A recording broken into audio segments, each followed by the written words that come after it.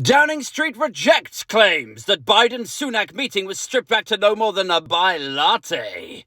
So there's a lot to unpack there. Let's just get straight into it, shall we? Okay, here we go. So over the last few years, since we voted for Brexit and then implemented it, right? Before Brexit, everyone warned. Everyone said, if you break away from the EU, this huge trading and geopolitical security bloc, you're going to be on your own, cut adrift. You will not have the same level of influence in the geopolitical world and in the coming century, which will be dominated by your Indias, your Chinas, Brazil. These booming former third world country economies are just going to take the fuck over. So you need to be aligned with the bloc. You didn't want to be part of the EU? Okay, cool. But now you have a smaller influence. So why would Biden prioritize a meeting with Britain, with the British Prime Minister, over, say, a Chinese president or a Macron or a representative from the EU, the German premier, whatever? He's always going to go with the individuals that represent the blocs because that's where real discussions and real decisions are made. And this was warned about. Before Brexit, people said, like, if you cut yourself adrift from the EU, you will be pushed around by these blocs. You need to be part of a bloc for geopolitical security reasons, or you won't have any influence and people won't want to speak with you at summits, at work, you know.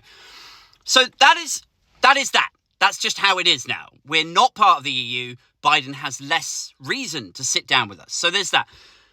Now, away from the geopolitics side of things, just purely in a money, trade and investment perspective, why would he sit down with Rishi Sunak and talk about trade and investment and shake hands and talk about the things that they could work on together when A, we're not part of the trading bloc, and B, our economy is, what is it? It's forecasted to shrink. It's like it's lower growth than Russia. Russia, who are sanctioned to fuck, are going to grow more than the United Kingdom post-Brexit, post-COVID. We're just in all kinds of shit.